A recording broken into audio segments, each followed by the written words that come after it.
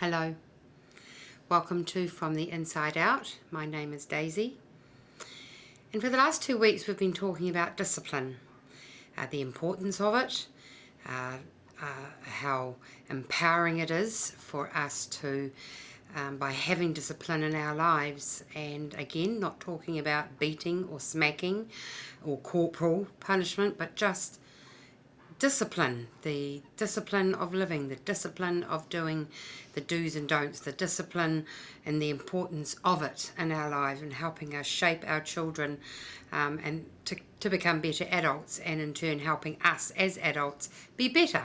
Simple as that. Last week I talked about some tips on, especially again with children, setting it in motion, some doable things that worked for me when my children were young.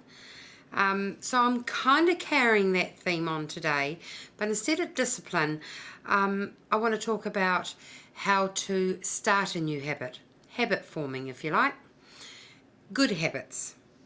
And I want to use a really powerful example. Now I'm going to use what I did with my daughter. I carried it on with my son, but I started this with my daughter, and this can be applied to anything in life, really.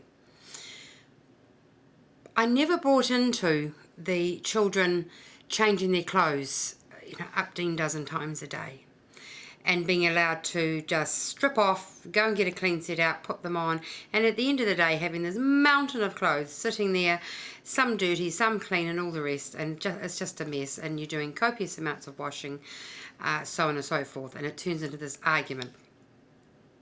But I do believe in children having to learn the discipline of dressing themselves. It is a learned habit.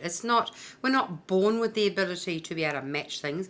We're not born with the ability to suddenly be able to get dressed. And I don't give in to temper tantrums either, but that's a whole nother subject.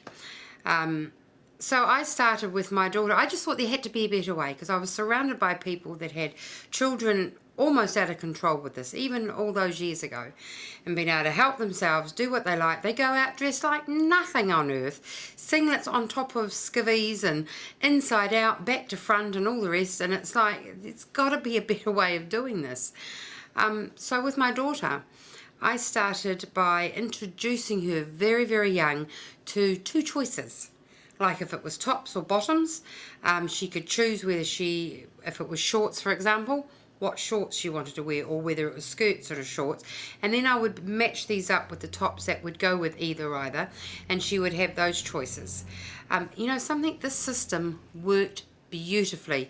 I took it down to socks, I took it down to shoes, and we very, very seldom ever had an argument over what she should wear on any given day. She wasn't allowed to go back and change during the day unless it started off cold and went hot, or the other way around, or she'd had an accident, or it was kindy day.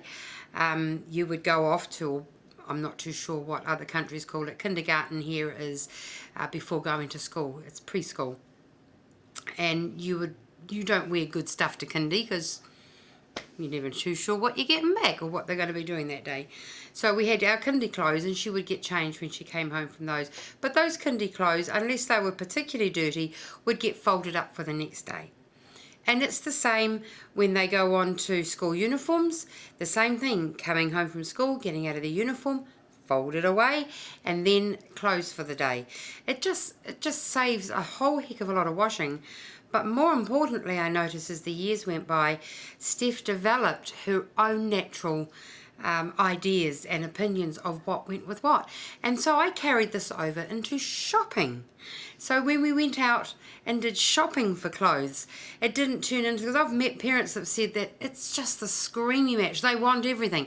I said, but if you take a step back and you introduce the system, and it can be introduced really at any age, it just takes a firm hand from mum saying, no, we're not going to do that anymore, and start on this new path. Because I just noticed with Steph that she was really good at getting her clothes sorted out, and she would team pants with tops and things like that, and then she wasn't afraid to come and ask, Mum, does this go with this, or Mum, does that go with that, or so on and so forth.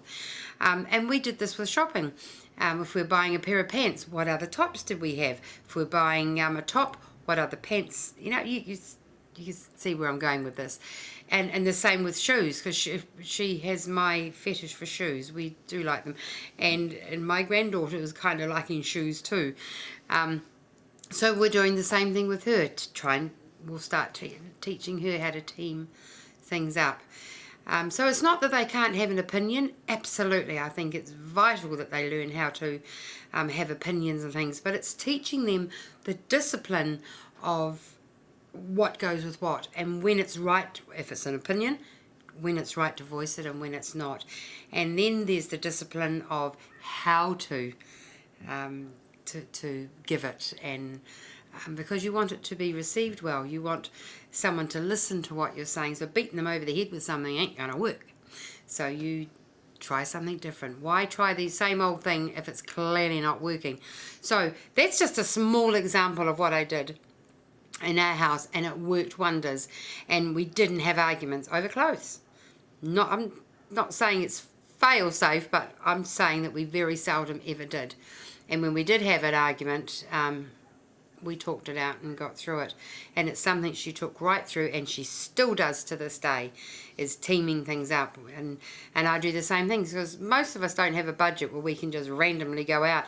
And how many times have we, ladies, gone out and bought things on a whim and found, it either doesn't go with anything, so you've got to go back and buy something to go with it, or it simply just sits there and you look at it and look at it and look at it until eventually you pass it on to someone else. So budget-wise, it dictates that we try and team things up. It's just the way I am, and if you don't do that, then that's entirely up to you. I'm just giving examples of what worked for me, and that is how I introduced a lot of stuff into our house, by giving the different options, and children respond to that. So that's all I have time for this week. Have a good week, and I'll speak to you again soon. Bye for now.